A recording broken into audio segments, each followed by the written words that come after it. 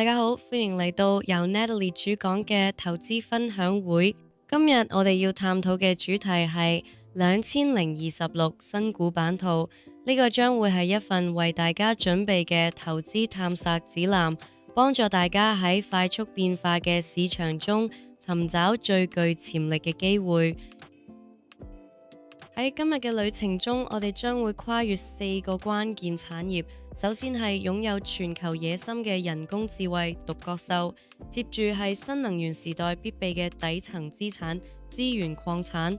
第三站會關注生物醫藥領域中第3次製藥革命嘅浪潮，最後則係支撐硬科技國產化嘅半導體力量。喺行程嘅終點，我會為大家提供一份全景對比與投資羅盤。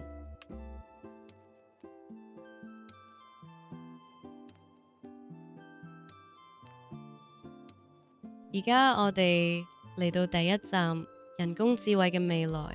我哋將深入探索中國 AI 產業中嗰啲致力於全球化佈局嘅先鋒企業。首先要介紹嘅係 Minimax WP， 佢係中國 AI 6小龍之一，專注於通用人工智慧 AGI 嘅開發。其商業模式非常獨特，採用 B 端 API 服務同 C 端智能體如海螺 AI 星野嘅雙輪驅動模式。令人矚目嘅係，佢喺2024年實現咗782%嘅營收增長，即海外收入佔比超過70%。呢個喺國內大模型公司中極為罕見。離開 AI 領域，我哋轉向實體產業嘅支柱。第二站，新能源嘅金屬命脈。喺能源轉型嘅過程中，我哋需要挖掘嗰啲如同銅牆鐵壁咁樣穩固嘅基礎資產。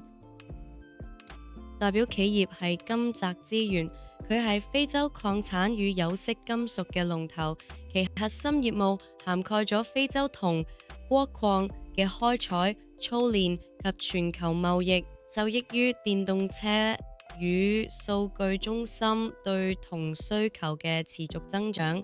該公司展現咗極強嘅週期成長性，喺2024年，其營收達17.7億人民幣，淨利潤更係翻倍增長至2.02億。第三站，我哋進入生物醫藥領域，見證第3次製藥革命。呢度我哋將聚焦於小核酸藥物，呢個被視為國產藥物走向世界嘅新希望。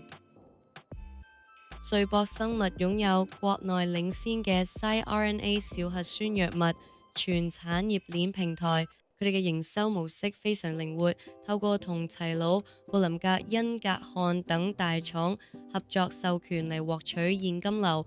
2024年營收已達1.4億，雖然目前仍然處於研發階段，但技術壁壘極高，一旦藥物獲批上市，其想象空間將非常巨大。最後一站，我哋嚟到硬科技嘅基石半導體產業，我哋將重點關注該行業內2大處於領先地位嘅龍頭企業。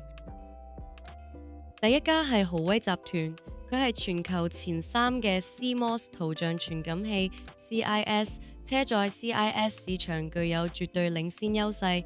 作為從 A 股偉爾股份分拆出嚟嘅核心資產，其基本面非常紮實，預計2025年利潤將達到47.8億人民幣。另一家半導體巨頭係兆易創新，佢係存儲與 MCU 嘅國產龍頭，其 NOR Flash 閃存市佔率全球第3，18.5%，且32位通用 MCU 亦都係國內領軍者。受益於物聯網與汽車電子嘅國產化趨勢，公司憑藉多元化嘅產品線，維持住強大嘅現金流與研發投入能力。總結呢5家企業，我哋可以將其放喺一個風險與潛力光譜上嚟睇。Minimax 瑞博生物屬於高潛力高風險，標籤係 AI 夢想與技術突破，但商業化或者臨床仍有不確定性。金澤資源屬於週期成長，受惠於新能源帶嚟嘅資源稀缺性。豪威集團同兆儀創新則係行業龍頭，每基礎穩固，擁有全球領先地位同強勁盈利能力。根據呢個版圖，我建議嘅2026佈局策略如下：優先佈局豪威集團、兆儀創新、金澤資源呢啲公司基本面紮實或者正處於明確嘅行業上行周期。保持關注 Minimax、瑞博生物，佢哋潛力巨大，但仍需等待進一步嘅商業化或者臨床數據明朗化。喺樂觀之餘，我哋亦都必須關注風險雷達上嘅三大挑戰。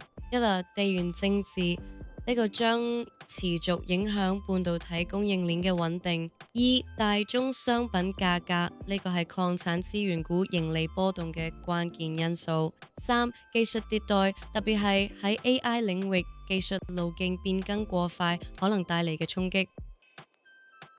今日嘅分享就到呢度，但你嘅投資探索之旅先至啱啱開始。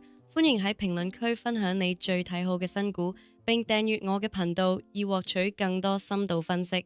我係 Natalie，我哋下次見。